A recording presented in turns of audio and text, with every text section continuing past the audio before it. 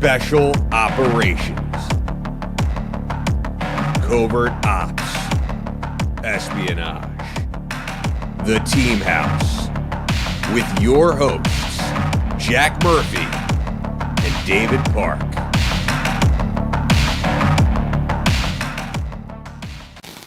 Hi everyone, good evening. I'm Jack Murphy here with David Park. This is episode 167 of The Team House. Welcome to our new set. Hope you guys like this. We really appreciate you joining us tonight and joining our guest, Tim Weiner.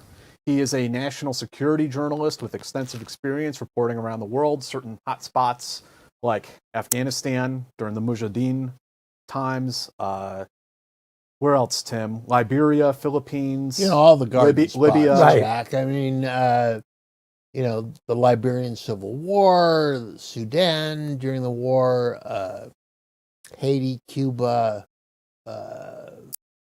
you know, everywhere American interests extend that I could get to, I got to. And Tim is also the author of Legacy of Ashes, A History of the Central Intelligence Agency. He's also the author of Enemies, A History of the FBI. And The Glory and Folly is your latest book? The Folly and the Glory. The Folly and the Glory, about the history of political warfare between Russia and the United States. Which goes on every day, every hour. And you're currently working on, we'll get to this a little later, a sequel to Legacy of Ashes. Your book, your first one goes more or less up to, what, 2003? 2006-ish. Okay. Yeah. And the sequel is going to cover the war on terror years. The 21st century. Mm-hmm, mm-hmm. So I really wanted to jump right into talking first about you and sort of your backstory and what was the pathway that you took into national security journalism. How did you end up there? And if you could, share some sage stories about Brooklyn. You once told me that you paid $150 rent, which I refuse to believe. That sounds like fake news to me. Yeah, I'm a Brooklyn guy. And here we are in Greenpoint. That's how we say it in Brooklyn, Greenpoint, Greenpoint. So, I was born in 1956. My parents are war refugees. My father was born in Vienna. My mother was born in the Jewish ghetto of Nuremberg, Germany, Fürth. She was born there 11 months after Henry Kissinger was born there. And I could always get Kissinger on the phone. I would call his secretary and say, please remind Dr. Kissinger that his father taught my uncle in the gymnasium in high school in Nuremberg. And then he'd get online and say, yeah, Mr. Weiner, what do you want now? That's a good source to have. My favorite Kissinger aphorism is, yes, it has the unpleasant odor of truth. But I digress. So yeah, I'm a first generation American. My parents got out of war-torn Europe. My mother and her mother got out through Casablanca. They left on the second to last boat that left Casablanca in 1942. The reason that these were the last boats is that J. Edgar Hoover told President Franklin Delano Roosevelt, no more boats with German refugees on it. They will be salted with Nazis. So they landed in Havana. There were 2 years in Havana. They eventually got out, and my mother became a history professor. My father, born in Vienna, got out through London, went to Harvard. My mother got into a program for refugee women at Smith. So they became Ivy League graduates, and my father was a professor of medicine. My mother was a professor of history. And I was a history major in school, but I was also a Watergate baby. Born in 56. Watergate happened when I was 17, 18 years old. And one of the chief consequences of the Watergate disaster for the government of the United States was the revelation that the CIA had been spying on Americans in violation of its charter, which says the CIA has no police powers in the United States. This revelation, which was the work of a reporter from the New York Times named Seymour Hersh, 1974. 1974, December 1974, led to the Church Committee hearings, which was the Senate, led by Senator Frank Church of Idaho, began to look into what the fuck the CIA had been up to since its creation in 1947. A multitude of sins were revealed. Everyone accepted that the CIA had been created in 1947 for two reasons. The first reason was to prevent the next Pearl Harbor. And the coordination of intelligence overall, right? The coordination of intelligence, Jack. In principle, yeah. Well, before you get too far, Yeah. I do have extensive notes here on your book that we will get into the history of the Central Okay, Intelligence so that's Agency. the backstory. Right. When I was a teenager, I got interested in the CIA. And what is this organization? How does it fit into the government of the United States? And what does it really do? Because we've been fed so much, if I may use a technical term, You may. bullshit about what the CIA is, what it does. All we know about the CIA is, movies and television. And almost none of it is true. Proceed. Or positive. I mean, I'm not, generally, the CIA. Jack Ryan is positive. There you go. That's true. Okay, he's a hero. That's true. James Bond, who, the American interpretation of James Bond is that, the intelligence officer dons his trench coat, gets on a plane, flies into a foreign capital, overthrows the government, makes love to a beautiful woman after consuming several martinis. Sure. And leaves on the next plane. That was a job I was looking Where do I for. fill I never out the found it. application for that? Okay, so So how did you find your way into journalism? I mean, this was your interest in sort of your government and some government malfeasance, perhaps, after Watergate. Well, yeah. So as a Watergate baby, and a history major at Columbia University, also your alma mater, in the 70s, my mom's a history professor, and she sort of wanted me, to follow in her footsteps. I didn't have any languages. I couldn't get a PhD, but I liked to write. And Watergate convinced me that if you got a job as a newspaper reporter, you could get paid to kick the government in the ass. What could be better?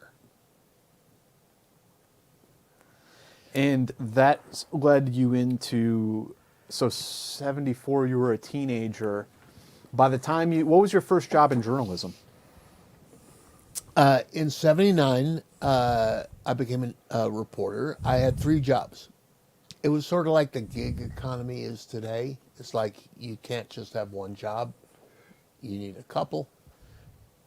So here in New York, I covered the courts in Folly Square in Manhattan, the federal court, and the state Supreme Court. and I covered white-collar crime. I also did features for a now long-defunct alternative weekly, the Soho News. And I filled in for the Associated Press reporter in the federal courthouse who was drunk after lunch.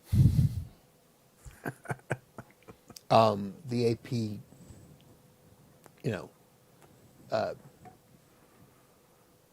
asked me For an assist. if I could. I was 23 years old. Right. I would do anything, to get a byline. And said, if Paul, just let us know if Paul is not filing today. So that was great. And then I went off to I couldn't get a job. I wanted a job at a daily newspaper. So the New York Times is not hiring a 24-year-old kid, and neither were the tabs, the Daily News and the New York Post. So here was the key. In my desk at State Supreme Court, I jimmied open this metal desk in the press room, and there was a ream of stationery from the long-defunct New York Journal Tribune, a Hearst newspaper, with a screaming eagle for its logo, thick rag bond. So I typed up application letters to a bunch of newspapers on this striking letterhead. I got a quick response from the Kansas City Times, which was the morning newspaper in Kansas City, Missouri. And I went out there, and the day I went out was January 20th, 1981, the day that the American hostages in Iran were freed after 440 days of captivity, and the day that Ronald Reagan was inaugurated as the President of the United States. So I fly in there with my, New York outfit, and I walk into the newsroom, and the guy I'm supposed to meet is Paul Haskins. Paul Haskins was, you wouldn't have called him this to his face, but he was a punk. He was a East LA Pachuco. He was 6'5", had a big old mustache, and he wore cowboy boots. He was about 6'7" in his boots. So I walk in, say, hello, Paul Haskins. He says, and this is just a little vignette from the golden age of newspapers. He says, he stands up, he says, come on, let's go get drunk. Yes, sir. So we went to the restaurant bar that was across the street from every newspaper in the United States that served chili and whiskey and beer. And around about 1 o'clock, which was closing time, I realized this is a macho test.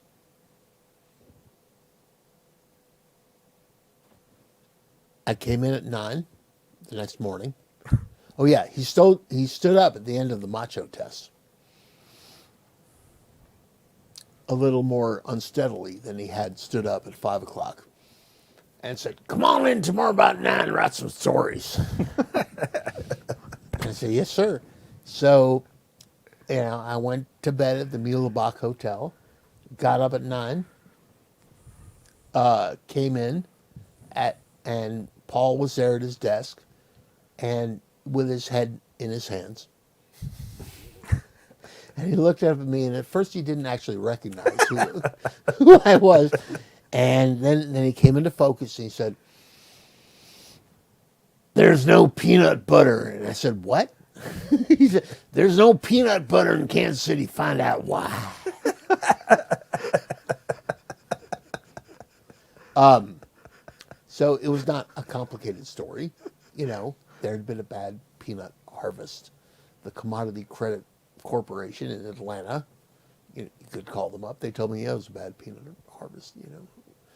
So I filed a story on triplicate carbon, and I was hired. I did 14 months at the Kansas City Times, and then the Philadelphia Inquirer was the hottest newspaper in the country. So I'm still 24, 25 years old now. The Philadelphia Inquirer is where I made my bones. So, short background. The Philadelphia Inquirer had been owned up until 1972 by a gentleman named Walter Annenberg. There are now Annenberg schools of journalism, in Los Angeles and so forth.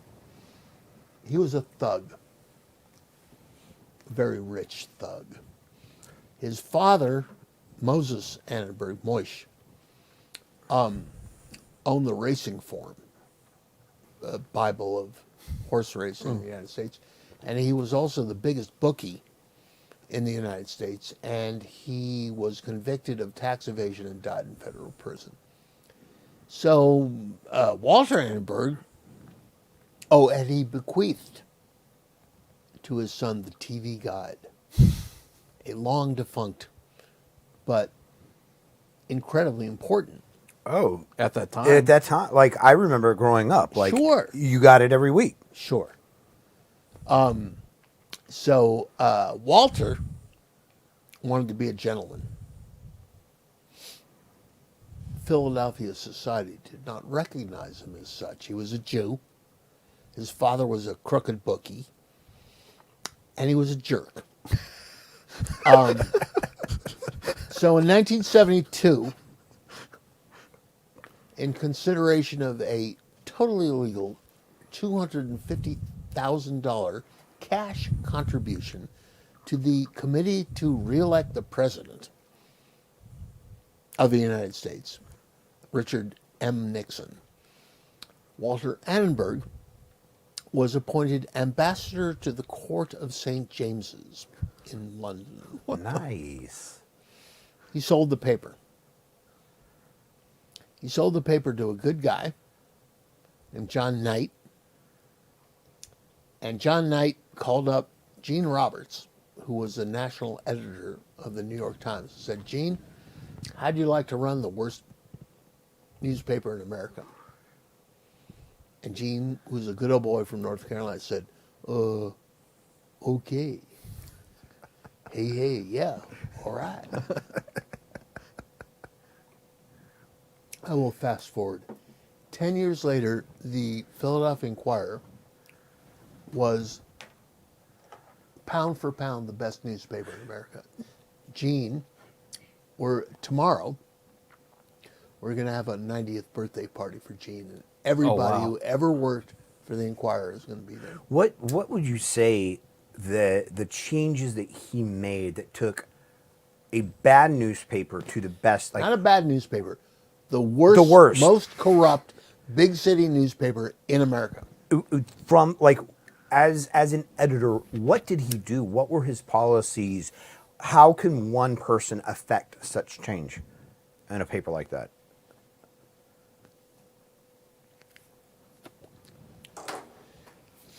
Gene was the national editor of the New York Times. He had been the Saigon bureau chief before that, and the lead reporter for the Times on the civil rights movement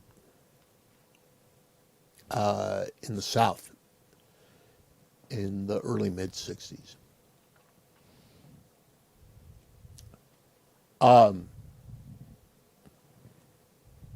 He fired all the corrupt assholes and the deadwood. He hired everybody at the New York Times who hated the executive editor of the New York Times at the Times, Abe Rosenthal. And he attracted all the 20-something reporters in the United States Who are hungry. who wanted to kick ass and take names. Right. He didn't have a foreign desk. There was no budget for that. But he made one. The corporate owners didn't have a budget for the Philadelphia Inquirer to have a foreign desk. So the first foreign correspondent for the New York Times, Gene and his right-hand men created a cost center for a parking garage for the paper, and they funded the foreign desk out of that. Okay, real quick, when did you get your first job in like as a journalist? 79. And how old were you? 23. Okay, because this is leading up to while you're at the Inquirer. 9 years later, you're a young buck. We're still, Not even 9 years later. So I was a white-collar crime reporter. There was a lot of it in Philadelphia. I was a very busy kid. In the first week of December 1985, Gene wanders over to my desk. I'm filing this incredibly complicated story about the corruption of the Philadelphia Police Department.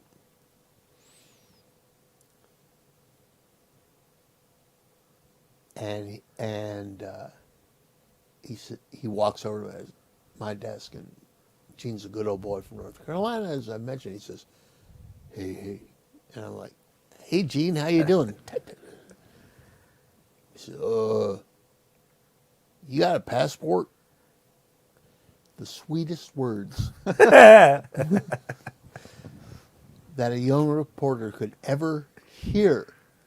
And I said, yeah, Gene, I do. He said, need you to go to the Philippines. The dictator of the Philippines, Ferdinand Marcos, whose son, this is now, let me do the math, 38 years later, is now the ruler of the Philippines. The dictator of the Philippines, Ferdinand Marcos, had run the Philippines with an iron hand from 1965 until 1985. He was the American bulwark against communism in Asia. American bases in the Philippines, Clark and Subic, the American naval and Air Force bases, were the launching pads for military strikes against North Vietnam.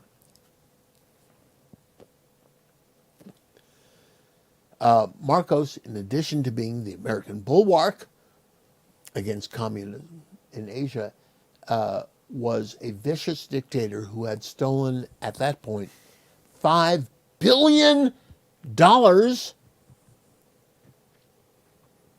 raped the economy of the Philippines, tortured and killed his enemies, but he was our dude. He may be a bad dude, but he's our dude. He's our dude, right? So anyway, Marcos goes on a television program called Nightline. Remember Nightline? Yep. Ted Koppel. And Ted Koppel asked him, so, Mr. President, are you ever going to, hold an election or anything? It's been 20 years. And he says, yes, I will hold an election. I will be holding a snap election in 6 weeks. And everybody goes, what? You are? The next day, the Philadelphia Inquirer's lone foreign correspondent in Asia quits to join the LA Times. Then the next day, Gene wanders over and says, hey, got a passport? So, 29 years old, I go over to the Philippines. And I witnessed the beginning of the end of the Cold War. What happened? Marcos stole the election. Everybody knew that he had stolen the election, and the people rose up in the millions. It was the first international event that CNN ever covered. Oh, wow. Like first live on television. That's right. Wall to wall.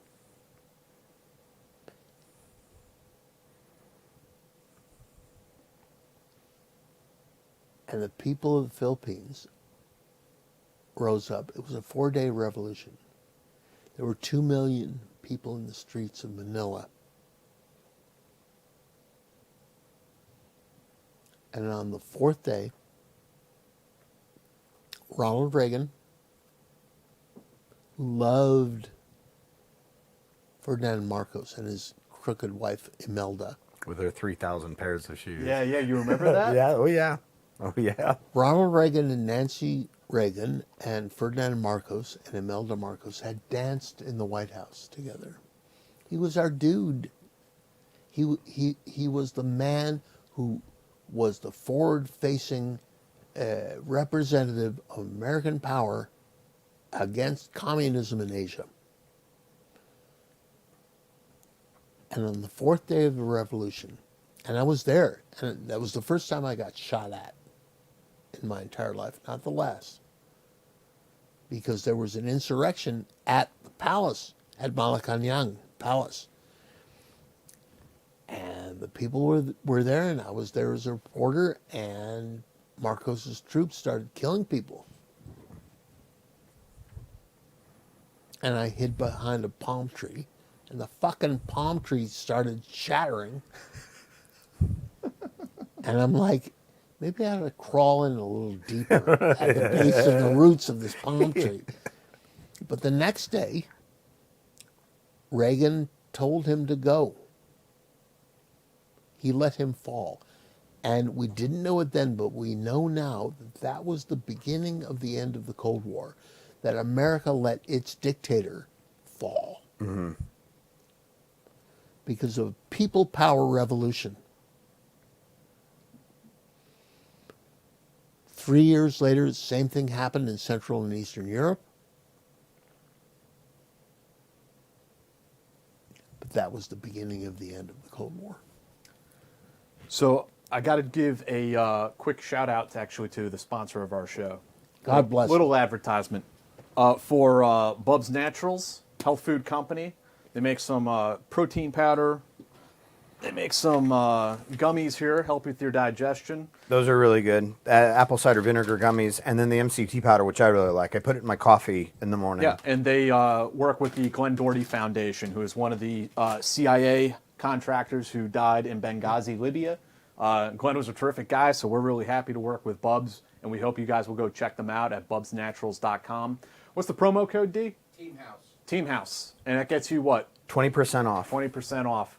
So go check them out, guys. Thanks for joining us tonight. TEAMHOUSE, promo code TEAMHOUSE, bubsnaturals.com, bubsnaturals.com, and TEAMHOUSE for 20% off your order. And get that MCT oil. Seriously, put it in your coffee.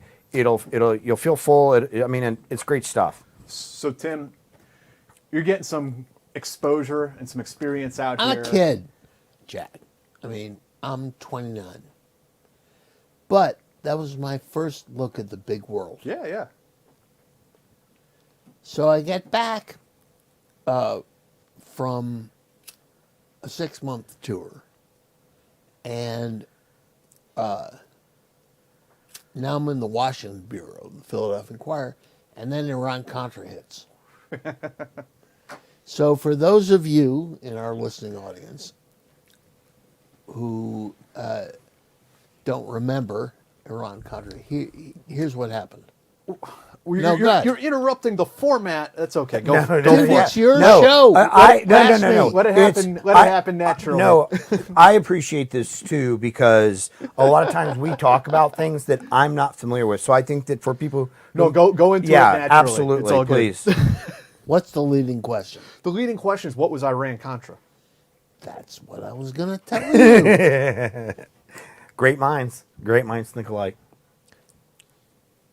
So, this was the biggest fuck up of the American intelligence community since the CIA was created in 1947. The fuck up was that the President of the United States, Ronald Wilson Reagan, wanted two things.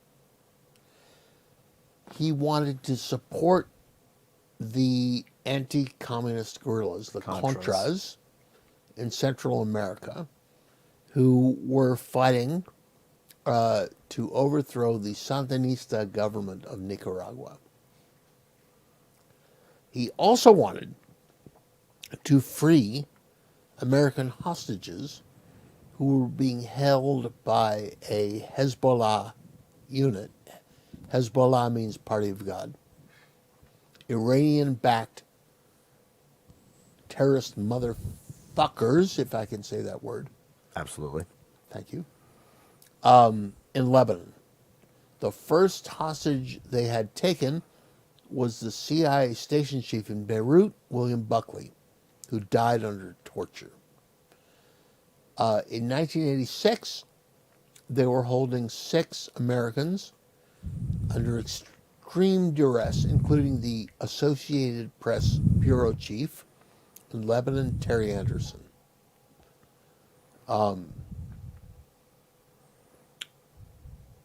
So Reagan, on a daily basis, importuned the director of Central Intelligence, William J. Casey, about whom more later. Can't you do anything to free the hostages?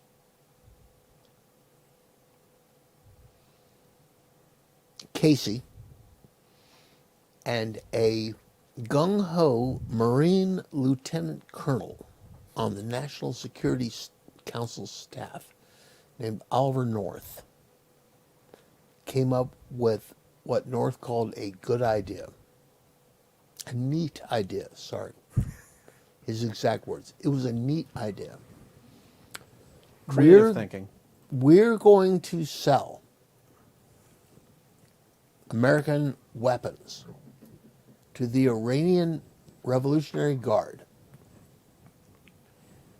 The Iranians were then fighting the Iraqis in a brutal, vicious war in which at least 2 million people died. We're going to sell these weapons to the Iranians, who are backing Hezbollah, who are holding the hostages. We will then overcharge them sixfold. We will skim the profits and use the money to fund the Contras in Central America, despite the fact that Congress has banned American financial support for the Contras. Good idea. Jack, you know a little bit about covert operations, right? A little. What is the worst thing that you could do when you have one covert operation over here and another covert operation over there?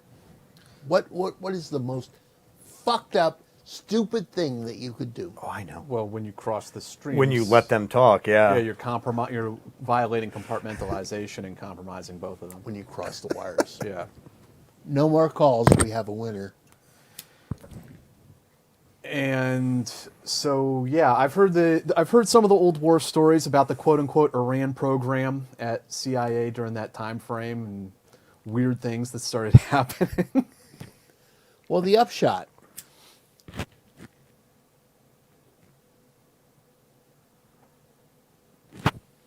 was that the United States sold weapons to the Iranian Revolutionary Guard in the hope that this would induce them to free the Contras. But They instead it overcharged them. incentivized them. They took the money and used it to fund the Contras, and then the whole thing fell apart.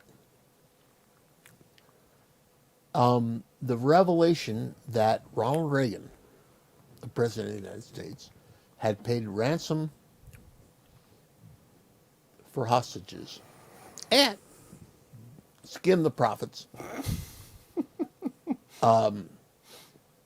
in violation of law to fund the Contras in Central America, and that the CIA had facilitated this.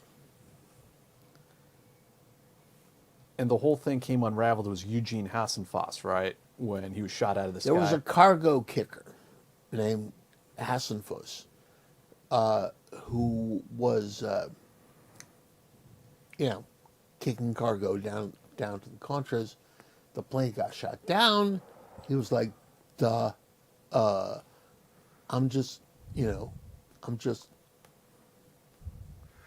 I'm here because I work for the CIA.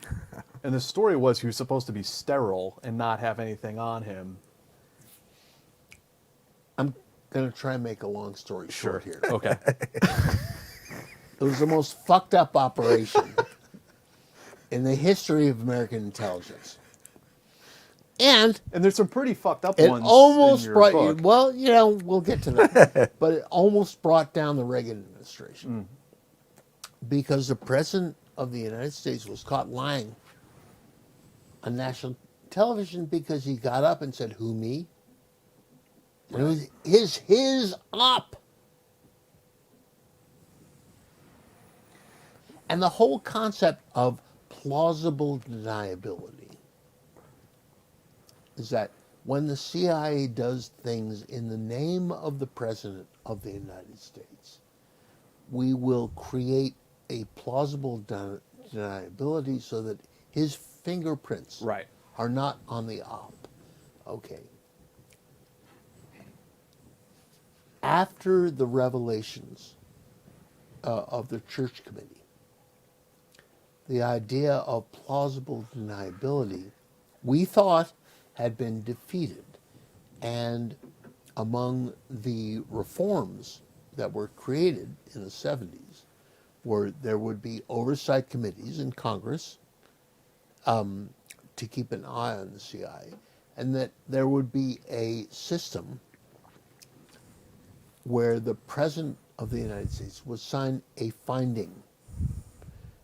It's called a finding because the President has to say, I find that this covert operation is essential to the national security of the United States.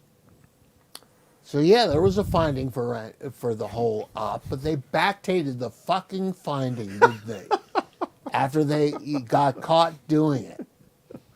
So here's Ronald Reagan. Reagan's stance toward the CIA, and this is important, and it becomes important for the post-Cold War world, is that Reagan went to the CIA and gave a speech and said, you are the tripwire of democracy.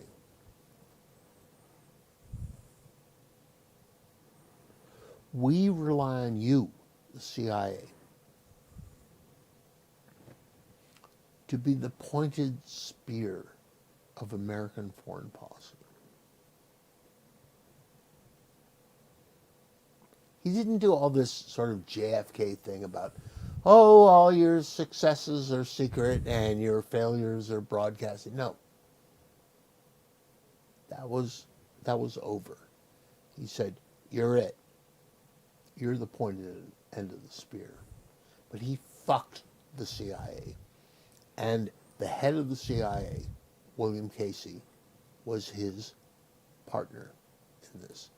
By getting them, by inference, not by any finding, formal finding, to do something that was so illegal and so contrary to American foreign policy that it could have brought him down. We interviewed Danny Coulson, an FBI agent who did the investigation into Iran-Contra, and he said Ali and all of them, they got off on a technicality. No one went to jail. Ali got arrested but didn't go to jail. No one went. Sorry. No one went to jail. Bush, the elder, pardoned everybody. Secord, Poindexter. Everybody skated. Bush George Dewey Claridge was in the middle H.W. of that too, wasn't he? I'm going to get, it's a perfect segue. George H.W. Bush, the 41st president of the United States, who was Reagan's vice president, pardoned everybody, including the Secretary of Defense, Caspar Weinberger, who were under indictment for violating the laws of the United States in the SOP. Okay. And all of this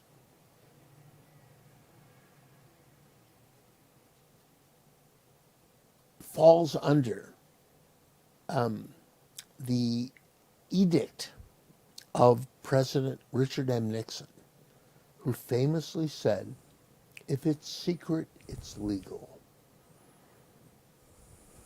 Right. It's the notion that if the White House, CIA, If the it's Department secret, of it's Justice legal. are all on the same sheet of music, and it remains off of the newspapers, then it's lawful. And Nixon also said, if the president does it, that means it is not illegal.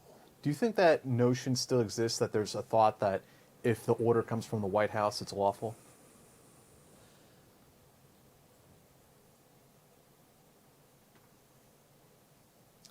That idea that if the president does it, it is not illegal, is what is sustaining today, as we speak, the idea that President Donald Trump could stay out of jail. It's like, I am the king. I declassified these I am documents the in king. my mind. Yeah. I'm a king. My word is law. Where this gets into the question of the CIA is important, and this should be the launching point for, what we really want to talk about tonight. In the popular imagination of what the CIA is and what it does,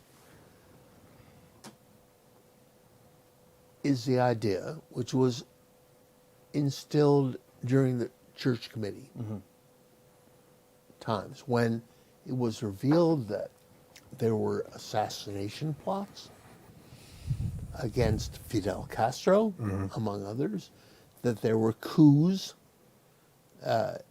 in countries including Iran, that the CIA was a rogue elephant. That was the statement of the head of the church committee, Senator Frank Church. The CIA is a rogue elephant, trampling people and nations. Bullshit. They're executing the orders of the executive branch. When the CIA tramples peoples and nations, which it has done, it is because of the rogue. It's not a rogue elephant. It's the rogue mahout. The elephant driver. And that mahout is the President of the United States. Tim, take us back 1947. What happens? Okay. In 1947,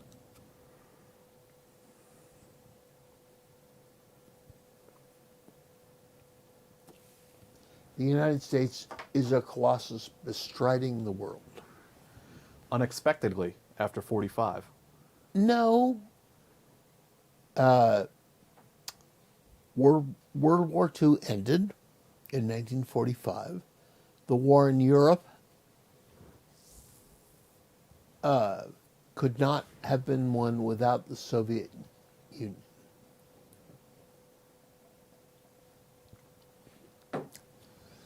The Soviets lost 27 million dead. Like 2.5 generations. 27 million dead in the war against Hitler. The American dead in World War II were, I think, 330,000. Yeah, somewhere around there. Okay. So Berlin, 1945.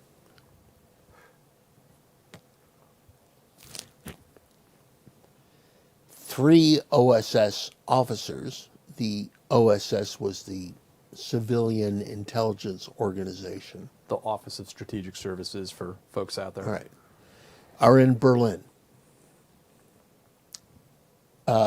Allen Dulles, the future head of the CIA. Richard Helms, the future head of the CIA. And a guy named Tom Polgar, who was the last station chief, Saigon. He was 23, a Hungarian. And in the wreckage of Berlin, days after Hitler killed himself in May 1945, they're looking east to the Soviets. They don't really look in a clinical way. They're looking at a gigantic force that is moving west. Our allies, the Nazis, could not have been defeated without Stalin and the Red Army. They want to keep moving. They want to keep moving west. They want Europe. They're taking everything that they can take out of Eastern Germany and moving it.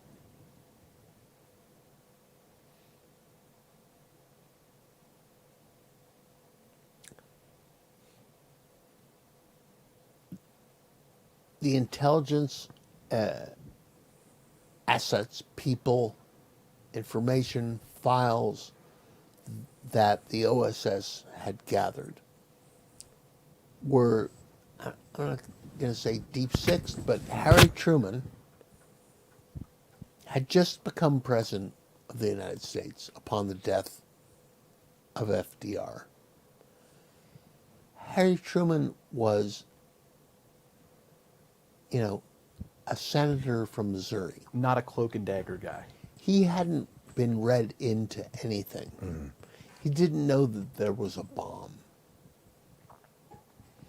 He knew nothing. And when he looked at the idea of American intelligence,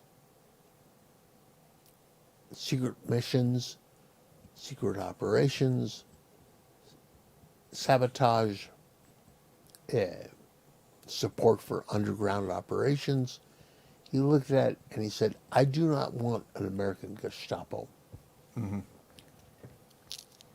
And Bill Donovan went and pitched his idea, right, to Truman, who shot it down quite easily.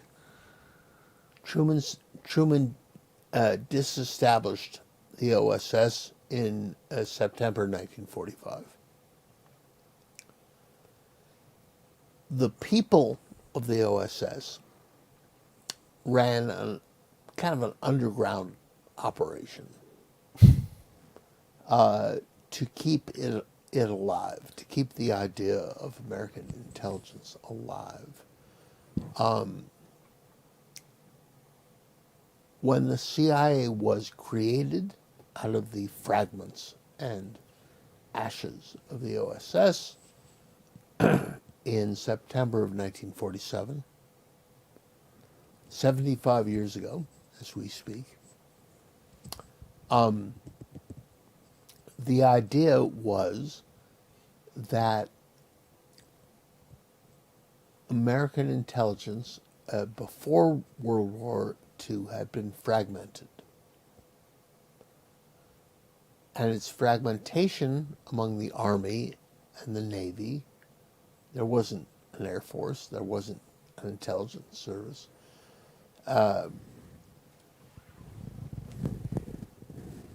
allowed Pearl Harbor to happen. There were pearls, like think of a pearl could have been necklace. Okay, a broken pearl necklace. There were pearls that had been scattered around, and nobody could string them together. And that's why Pearl Harbor happened.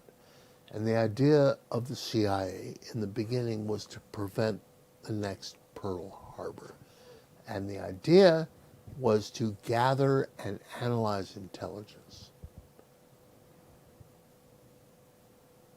not to fight the Cold War. That came later. We spoke about earlier, the idea of coordinating intelligence. Nobody in their right mind could argue against An administrative function like that. finding out what's going on in Right. the world. Right. Right? I'm a newspaper reporter. I like that. Okay? Finding out what's going on in the world, analyzing it, and reporting it to the president. But very quickly, the Very quickly. idea became the notion of rolling Russia back to its previous borders, which has some relevance to our current situation. Yeah, it happened. It started out in a political way, and then it got into a paramilitary way. Right. So nobody understood anything that was going on in Russia, in the Soviet Union. It was a closed world. There was one guy, who could explain to Harry Truman, the President of the United States, what does Stalin want? Is he going to go further? Does he want to take Western Europe? Is he our enemy now? Nobody knew that. Right. Nobody could understand that. There was one guy, and his name was George Kennan.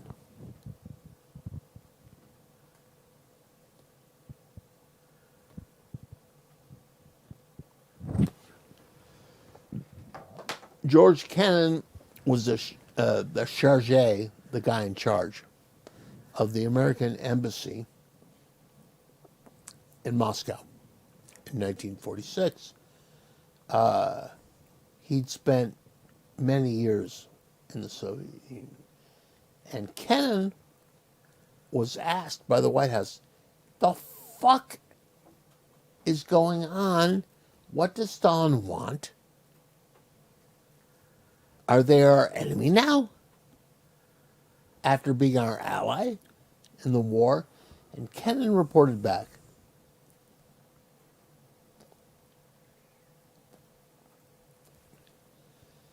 that the Soviets, the Russians,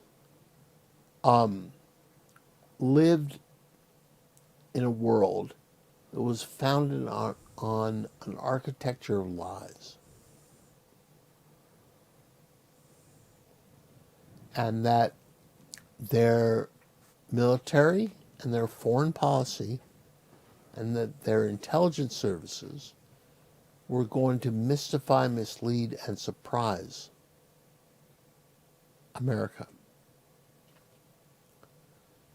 Kennan, after serving as, the charge in Moscow, came back to the United States and wrote a report which said, in its essence, that the Soviets wanted to deceive the Americans about their purposes, and to take as much of Europe as they can. Kennan became the first person who ran the policy planning division, newly created in the State Department, and he reported to the new Secretary of State, General George C. Marshall, who was, I think, the greatest general who has ever served the United States. Talk to us about what started going on in Italy and Greece in those early years. So Kennan supported the idea that not only should there be a CIA, but that the CIA should have a clandestine operations division to, in his words, fight fire with fire. We weren't good at this. The Americans, we didn't do this. Espionage, sabotage, covert operations, that wasn't our thing. But Kennan, the diplomat, told George Marshall, Secretary of State, and the Secretary of Defense, Jim Forrestal, that the newly created CIA, which was created as an analytical operation, needed to become a paramilitary operation to not only fight fire with fire, but to run covert operations against the Soviets. Kennan is famous as a diplomat. He denied this to the end of his days. He died. I wrote his obituary. Is this the same Kennan? The same Kennan. That wrote in Foreign Affairs about containment? That guy. I wrote his obituary for the New York Times in 2005. He died at the age of 101. Wow. He denied to the end of his days that he had anything to do with the foundation of the covert operations of the CIA. But he did. Because he understood the Russians. He had lived more of his life in Russia than in the United States. He understood what they were. And what it took to fight them.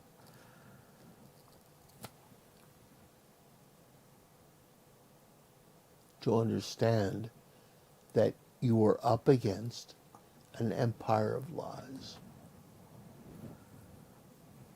And so what did we start to do to subvert communism in Europe? The first stop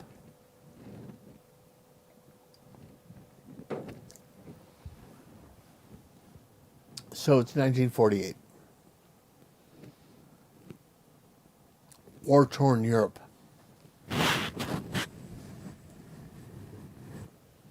The Italians are having an election. So the Italians were on the side of the Nazis, remember, during the war. And Mussolini was overthrown and hung by his heels. But there was still a strong fascist element in Italy. And the communists were the anti-fascists. Mm-hmm. So there's a huge draw. A great problem of post-World War Europe is that the communists were the anti-fascists. Stalin's armies, the Red Army, killed 100 times more fascists than the Americans did. So the challenge for the Americans, there was an election, a free election coming up in previously fascist Italy. The anti-fascists were the communists. So how could you support the Christian Democrats? That was the literal name of the party, the Christian Democrats. I mean, they were around for a long time. It was the people who allied with the Pope. Aldo Moro was a Christian Democrat, wasn't he?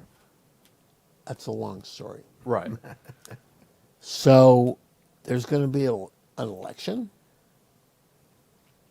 Kennan is now sort of conceiving the covert operations of the CIA. And it's like, how are we going to win this election? Long story short, in its first covert operation of any consequence, the CIA plunges money and people into the Italian election of 1948.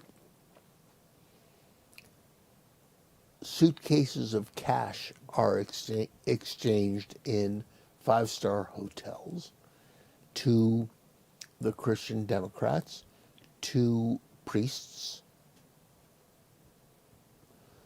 to create a legitimate opposition to the socialists. It was a close-run election, but that's the first CIA operation that changes the course of history. And they're like, whoa, we can do this. We can do this. We can change the course of history. It just takes suitcases full of cash and alliances with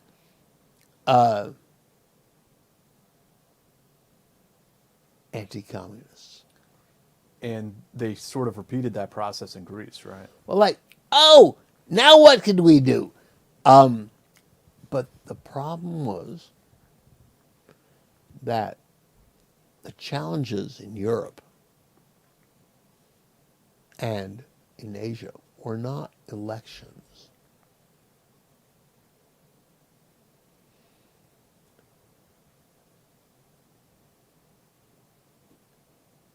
They were acts of war. The OSS was the World War II civilian operation that was the intelligence service that anticipated the CIA, and OSS veterans were replete in the ranks of the CIA. When the CIA was formed in 1947, it was 200 people. Most of them were OSS. What the OSS had done during World War II that was striking was to parachute Jedburgh teams and other elements behind enemy lines. behind enemy lines for sabotage. And this was a hope more than a realized idea to gather intelligence, but mostly for sabotage. The tragic flaw of the early CIA was to think that they could do what the OSS had done. In Hungary, Albania, Ukraine, Poland. Russia, Poland,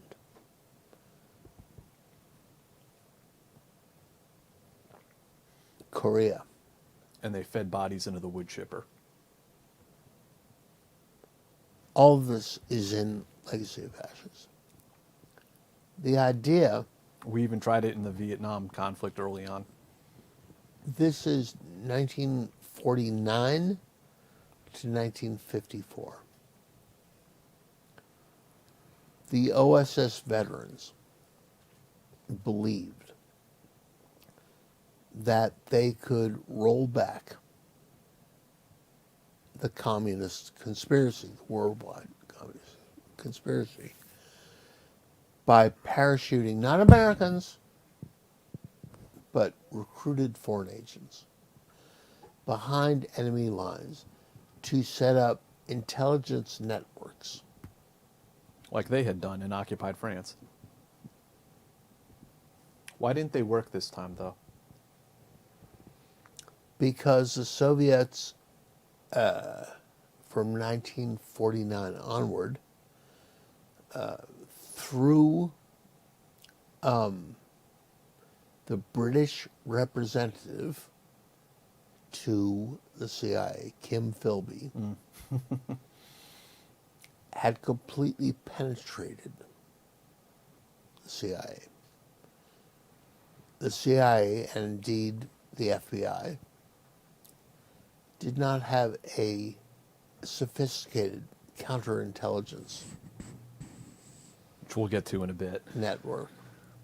In Korea is a different. Europe is one story.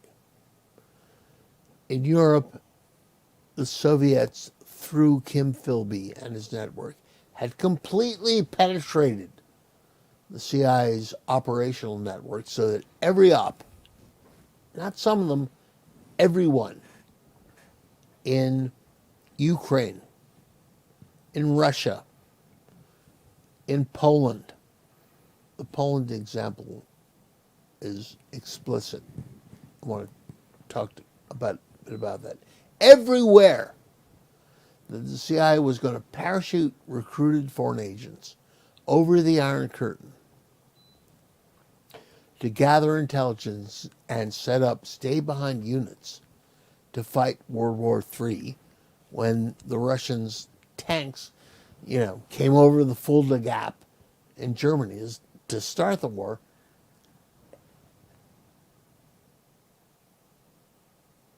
Covert operations without intelligence to support them are suicide missions. You can't just parachute them into a black hole and think they'll establish a resistance And network. that is a lesson that we haven't learned completely. Talk to me about Frank Wisner. Or Frank Wisner. Frank Wisner. Boy, that's Frank, a story. and he was kind of the mastermind behind the stay behind networks in Europe early on.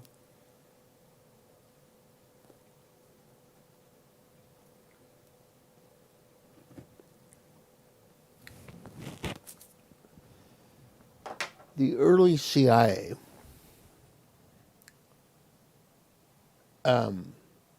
was basically Allen Dulles, who ran the CIA from 53 to 61, but who had been a deputy, the number 2 guy.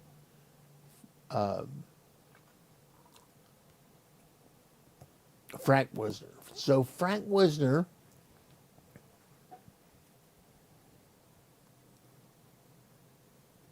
cut his teeth in American intelligence, in the OSS, in Romania.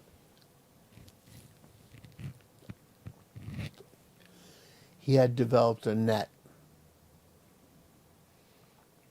of pro-American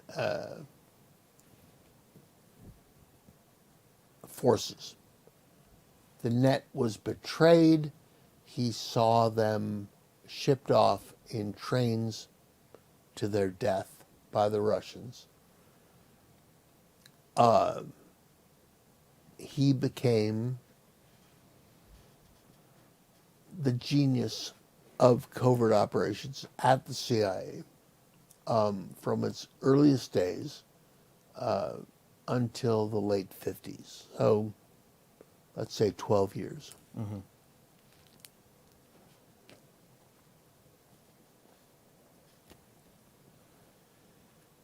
Mm-hmm. Wisner was mentally ill. Mm-hmm. His mental illness resulted in his suicide at his own hand in 1965. His mania manifested itself by plunging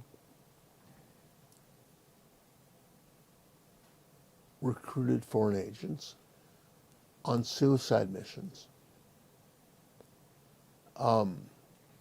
throughout Europe and Asia. He was part of the early cadre of CIA who believed that they could run the Cold War in the ways that the OSS had run the war in Europe, through parachute missions and through penetrations of foreign governments. The disaster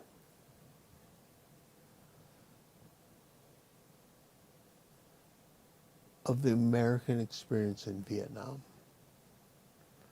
is predicated on his CIA missions, which were delusions.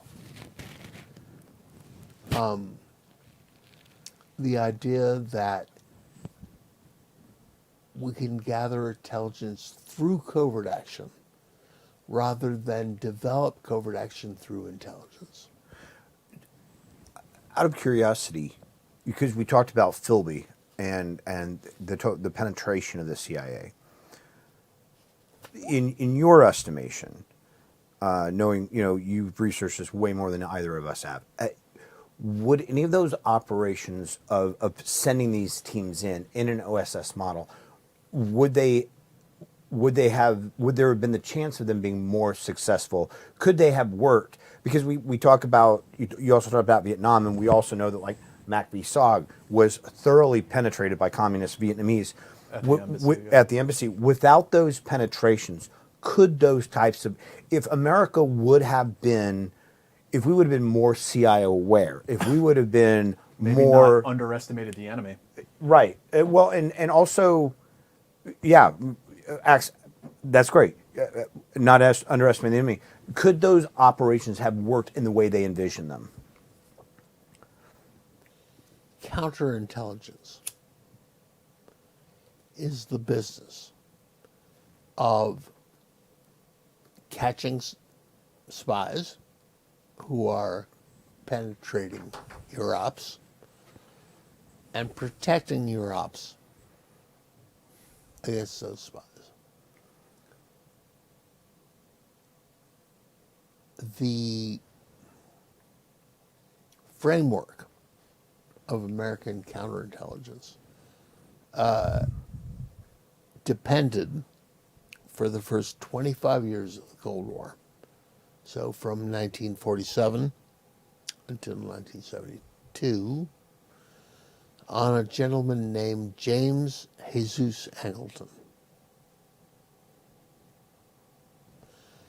Jim Angleton had been OSS London.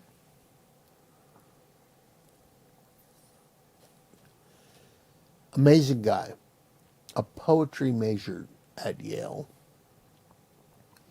His English professor at Yale recruited him into the OSS.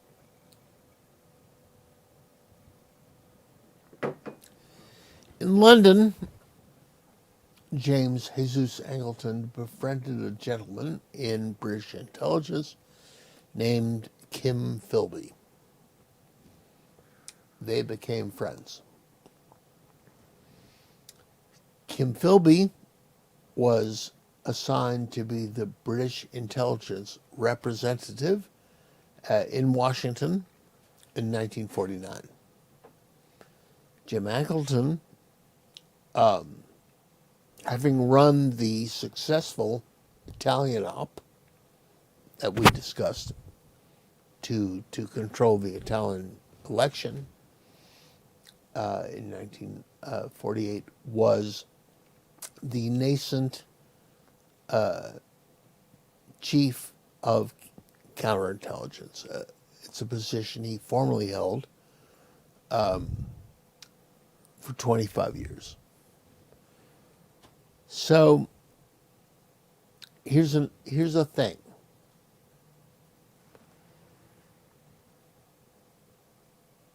The victors in World War II floated out in their victory on a sea of alcohol. in what we would now probably call post-traumatic stress, but was not so readily acknowledged in those days. The friendship of Angleton and Philby was sealed with the warm caress of whiskey and the cold kiss of martinis. They discussed everything.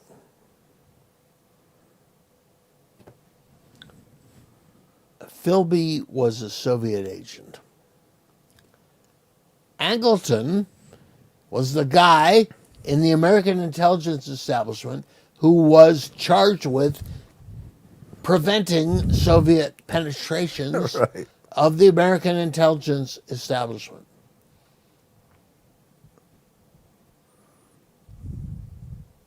Angleton told Philby everything, which is why every paramilitary operation launched by the CIA in Europe from 1949 until 1954, they were suicide missions. Philby, by the way, was recalled.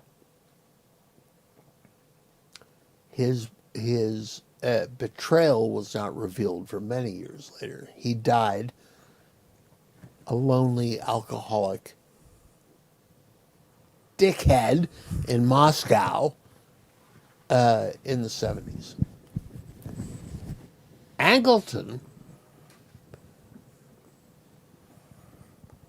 destroyed American counterintelligence for years on end because he would never admit that Philby had betrayed him, but he had a source named Anatoly Golitsyn who convinced him in Angleton's alcoholism, convinced him that he had the source. Golitsyn convinced him that every Soviet who came to the United States and said, "I want to work for you," was a double. Mm-hmm. That destroyed American counterintelligence. It's funny because have you met Jim Olson? Mm-hmm. Have you ever had the opportunity to talk to him about Angleton? 'Cause we had Jim Olson on the show, and how Angleton, even the technical operations like the Berlin Tunnel operation, Angleton was trying to tell Jim Olson that, oh, those are just dangles. They're just like pretending to send this cable traffic back and forth. But that paranoia that you said, that because this Russian asset, like this source instilled in him, it was that case of never meet your heroes, because Jim really looked up to Angleton, and then when he actually when he started working for him, and he's like, everything is a Russian plot. And it's like, no, like this guy's coming in and telling us, no, it's a Russian plot, and it's like, yeah, how destructive that was. The destruction of the American counterintelligence was destroyed by Angleton because he believed that every Soviet who came to the United States was a dangle, was a deception. American counterintelligence, to this day, and we'll get into this later, is fucked because we don't know what we don't know about how to detect very sophisticated operations. Have a little refill there, please. Very sophisticated operations that are intended, thank you, sir, to deceive, mystify, and mislead us. It's not an American skill. Well, and I mean, as much as people think that the CIA has all this hidden stuff, and they do, I'm not saying that our government doesn't hide stuff, but we are, by comparison of other countries, a fairly transparent country. We're Americans. Yeah. Babes in the woods. We're Americans. Dude, We're talking about intelligence, right? Right. The Chinese have been at this since Sun Tzu wrote The Art of War. And the 26 Chinese, centuries ago. the Chinese crush us at this. The British have been at this since Queen Elizabeth the First. Yeah. Okay, 500 something years ago. The Russians have been at this since Peter the Great, 300 odd years ago. We got into this after 47. World War II. Yeah. We don't know. We walk in baby shoes. Yeah. Okay, we don't know the history of intelligence. When you go to the farm, the CIA's training unit, they don't teach you about the history of intelligence. We're going to get to this because we're going to talk about the AQ-CON network. But if you go to the farm, they're not going to teach you about, like, what we're talking about. The history of intelligence is the history of warfare. Mm-hmm. Sun Tzu tells us in The Art of War, all warfare is based on deception. Deception is the art of intelligence. Every discussion about how the Americans make war and how the Americans conduct intelligence operations should proceed from that. All warfare is based on deception. And that means not only do you have the art of deceiving your enemies, but how you understand how you might be deceived. Right. This is the essence. And Americans die in war because we don't get that. Speaking of this, Tim, another subject I wanted to ask you about, post-World War II construct. Your book mentions it. So does Danny Orbach's book, Fugitives, does a really good job on talking about this as well. There's this sort of, I think, almost fetishization of the Nazis and, you know, their ruthless efficiency, if you will. But I was wondering if you could talk to us about the efficacy of the Gehlen network. The Gehlen network? Uh-huh. What was it, first of all? And, Well, and here was it we go. effective? Here we go into the art of deception. In post-World War I Germany, the Americans, realizing that the Soviets were suddenly not our friends, looked to Germans who had fought the Soviets, who were Nazis, to develop a strategy. Reinhard Gehlen was a Nazi. The Americans, we, thought we could develop him as an anti-Soviet force. He ran intelligence into the Soviet Union for the Third Reich. Correct.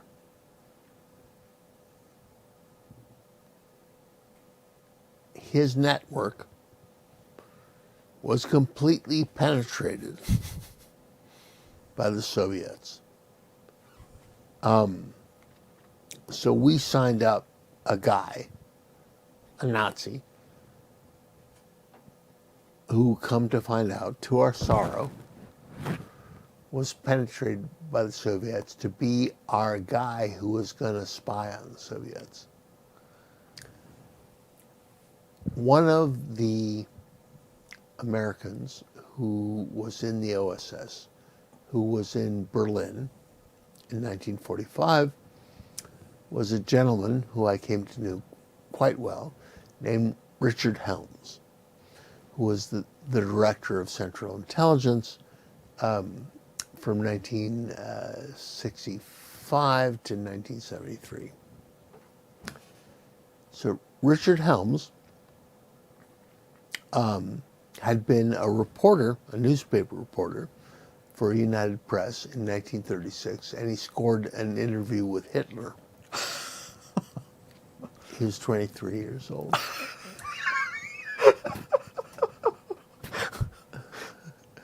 And he's like, this is a scoop, right?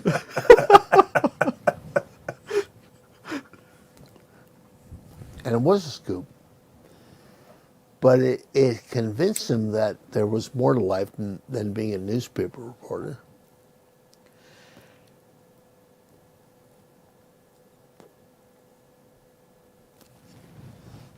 So Helms was in Germany. He was a charter member of CIA, having served OSS, and he was trying to gather intelligence, right?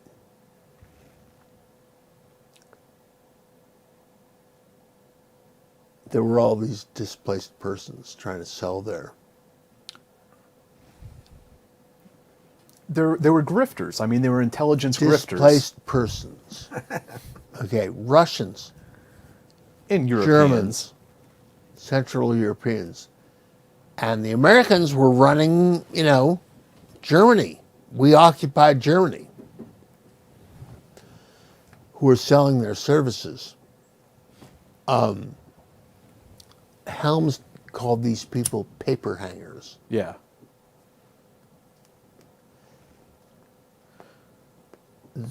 They were trying to deceive the Americans for money. Like, Quick cash. I know about Right. X. Right.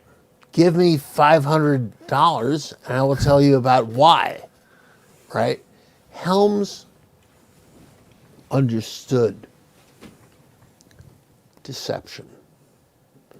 Helms was the guy who became the premier advocate for espionage and counterintelligence over covert operations at CIA.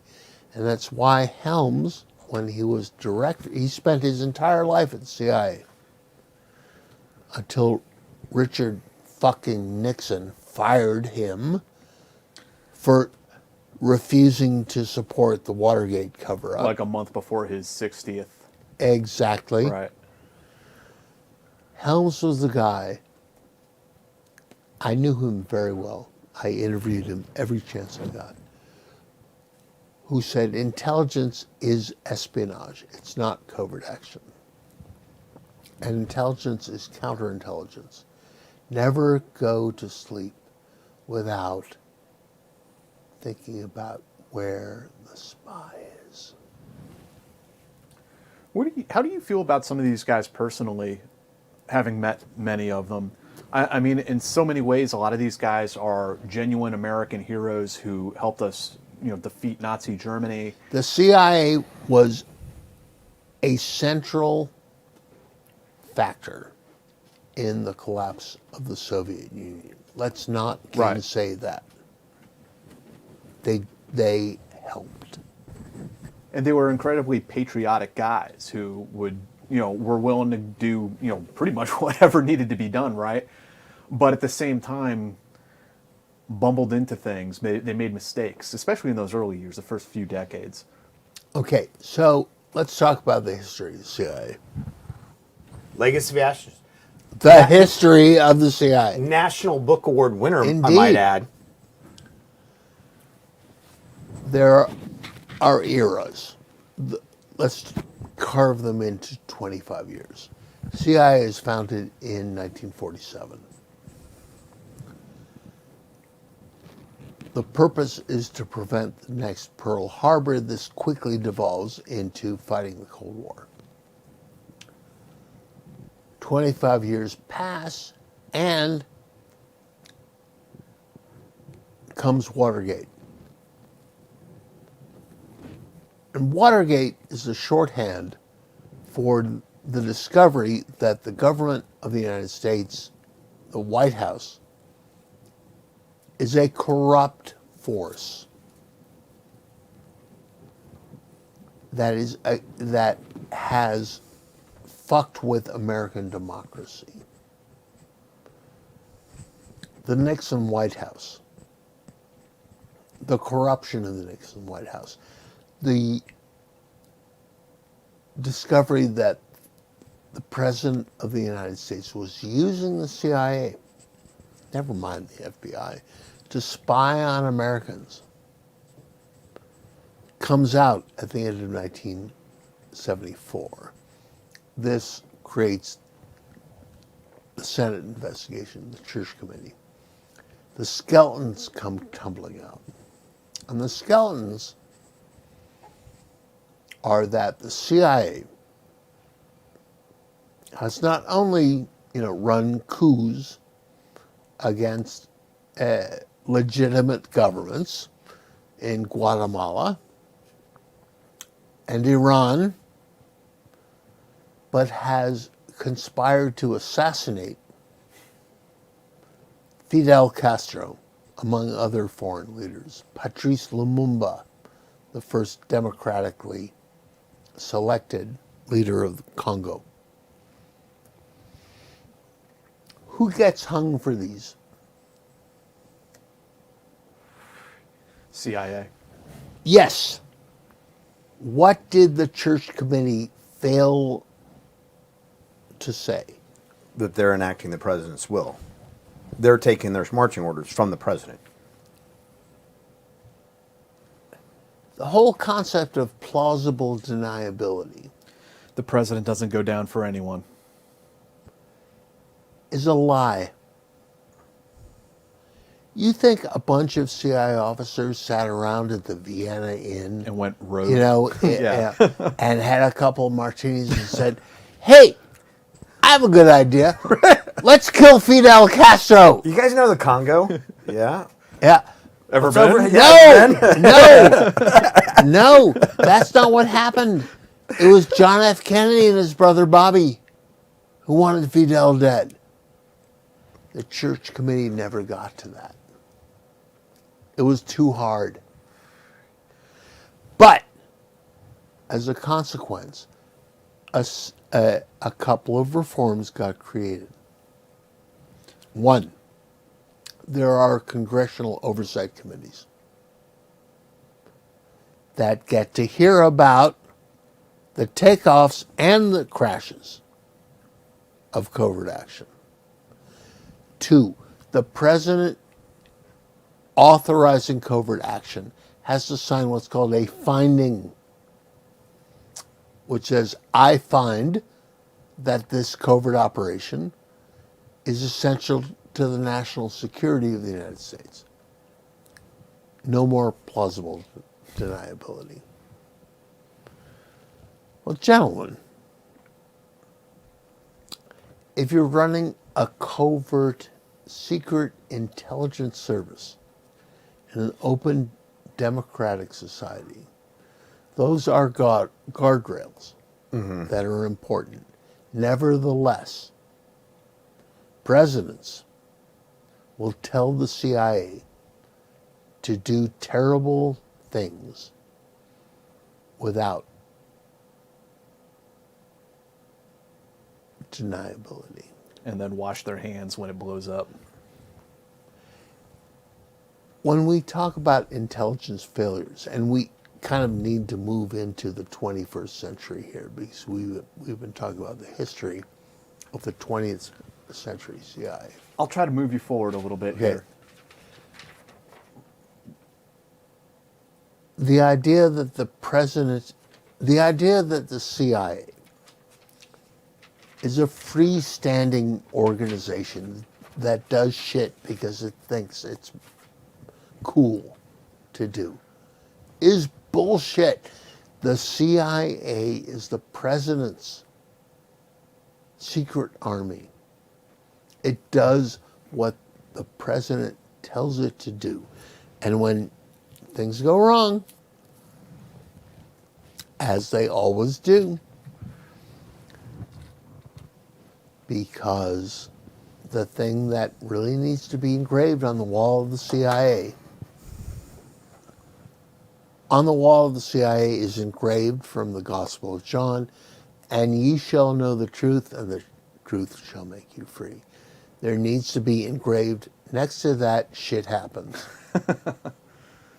Or Murphy's Law, if you will. Whatever Yeah. can go wrong will go wrong. And when it goes wrong, because the president wants the CIA to do X, Y, and Z, the president is going to hang the CIA for doing it. Before we move into contemporary times, there was an interesting contemporary parallel, I thought, in your book as far as Richard Nixon and his war against the so-called liberal CIA cabal or deep state. I was wondering if you could tell us about that and what it led to.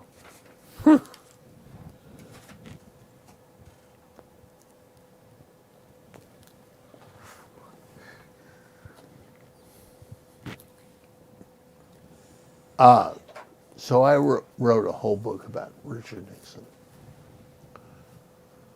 Nixon hated the CIA for a number of reasons, few of which were logical, but the fundamental reason that the President of the United States, Richard Nixon, hated the CIA was that he was convinced that the CIA had fucked him about the plans for the Bay of Pigs. What was Nixon's position when Bay of Pigs happened? Under Kennedy? Nixon believed that the CIA hated him and concealed from him their future plans, so that when he debated John Kennedy in the crucial first televised presidential debates, that he didn't know what was going on. Was that true, to your knowledge? No. Because the plans had not been germinated Okay. yet. Nixon was a bit of a paranoid guy, wasn't he?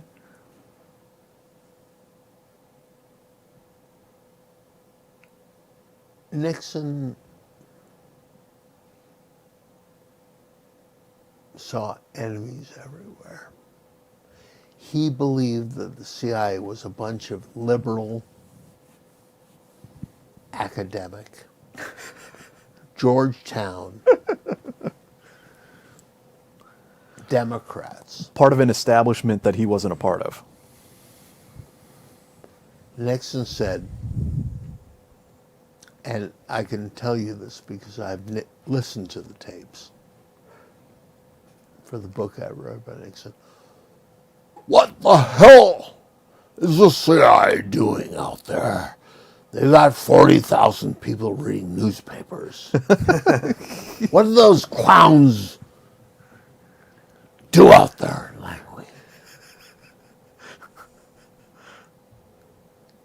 He thought that they were part of a liberal establishment that was subverting him. Nevertheless,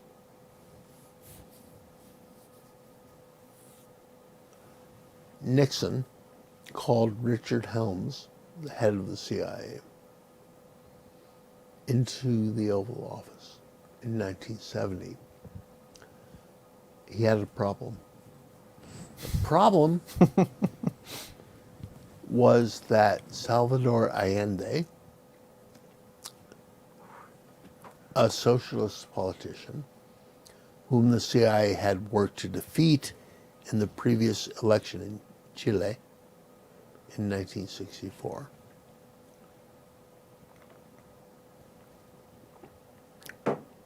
had won an election in Chile.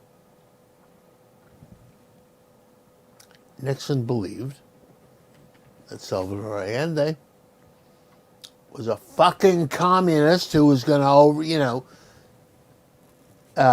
be the lead domino that was going to set off a series of communist rebellions that would undermine the United States. So Nixon calls Helms in, the Oval Office. Allende has won the election, but it has to be certified by the Congress. Right? Just like us. Like the Congress has to accept The votes. popular vote and then certify it. And he tells Richard Helms, I want you to reverse the election in Chile that has happened. I will, here's $10,000. I give you the bayonet. Fuck communism in Chile. What are you going to do with that? The president has told you to reverse the results of an election Right. in a democratic society. And Helms saluted smartly and set out to do that. It didn't work until it did work 3 years later. The CIA supported a military coup in Chile. And this wasn't Nixon so much as it was Henry Kissinger, Secretary of State, driving this. Running. It's like Salvador Allende wins and American... And this is all against the backdrop of Sistema Condor, which is like South America's Gladio, right? The result was Augusto Pinochet, General Pinochet, ran Chile for the next 17 years and took everybody who was opposed to him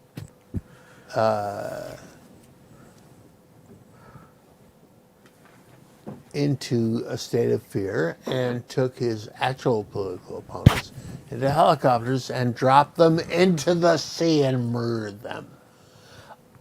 The CIA, sometimes to its regret, is the instrument of American foreign policy. The CIA, people didn't sit around and say, let's kill Fidel Castro. Let's overthrow the Shah. Right. Okay. Throw a dart on the map. Let's see who we overthrow next. Let's change the course of history, because we're the CIA and And American presidents are rather impatient. presidents tell the CIA to do what they do. And then when things get fucked up, presidents deny it. And that is the history of the CIA up until the end of the Cold War. There's a lot more in your book that we're not going to have time to get to. There's MK Ultra, there's Bay of Pigs, there's Vietnam, the wall comes down, much more. Before we get into contemporary times, one last question about the book. I wanted to ask you about the CIA's reaction to the book. The review that was written, they describe your book as a 600-page op-ed piece masquerading as history. They stopped just short of calling you a real son of a bitch. What do you make of all that? What do you think I about know it? the guy who wrote that. Yeah?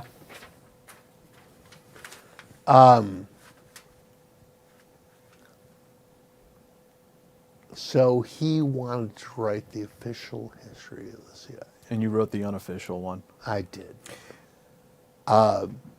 Nick, good guy, had been commissioned to write an official authorized. A classified history? No! Oh, really? An official authorized history. Okay. And so this preempted that. And that book was never written. Never was. That's a shame, though, isn't it? I would love to read that book. Yeah. So would The I. problem is Oh gosh, this is a long discussion.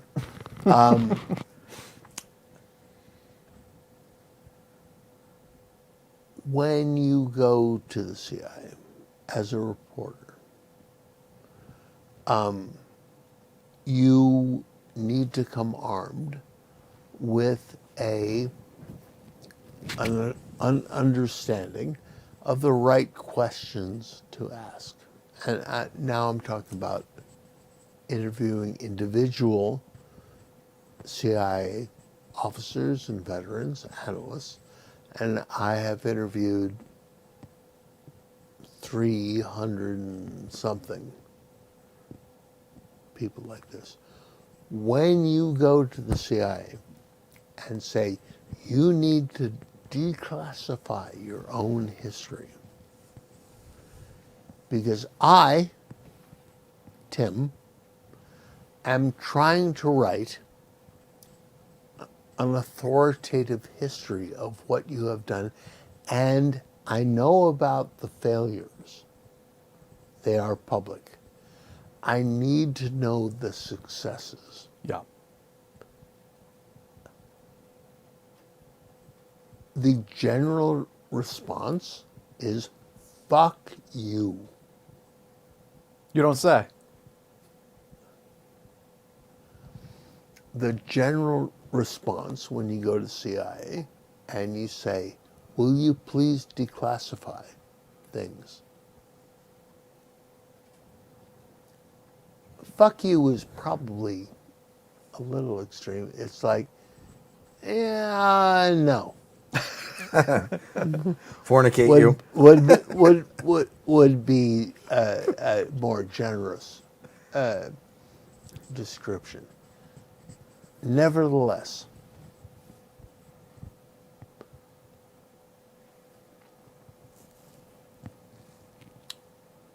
as a reporter who approaches CIA officers, if you come to them with an understanding, this is not going to the CIA's Office of Public Affairs.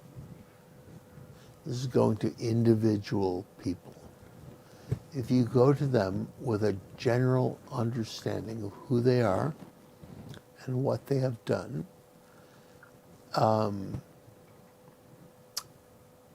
they understand you as a reporter, okay?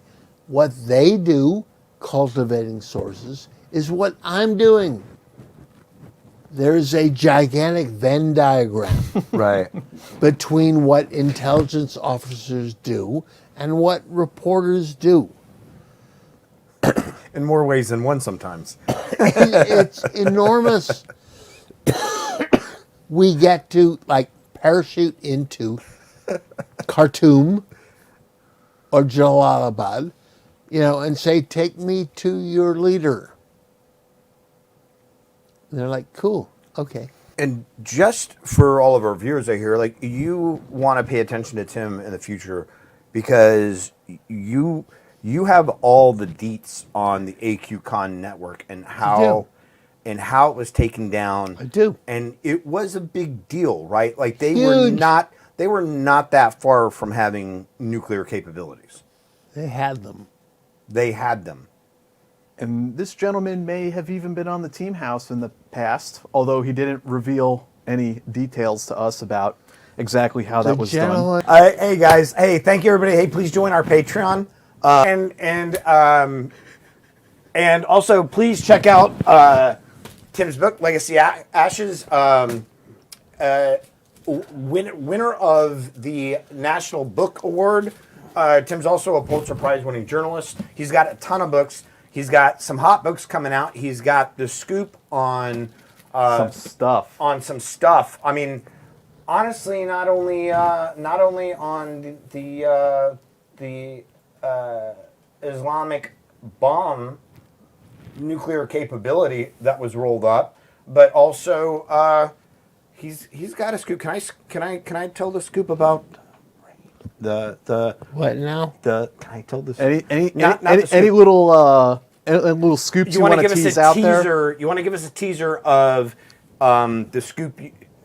A teaser. Will you have a teaser about a raid, a very famous raid, and you have information that nobody else has? You don't have to tell us what it is. When that book comes out, we'll definitely have you on the show again, Tim. Yeah. I'm as excited as anyone to read about it. Thank you, everyone who joined us tonight. Thank you so much, Tim, for coming out here. I know you came in from DC, super tired. This has been awesome. I hope we can do it again. And next Friday, we're going to have John Fox. We're going to be talking to No way. YPG volunteers in Syria. That's next episode. He'll be here in studio, I believe.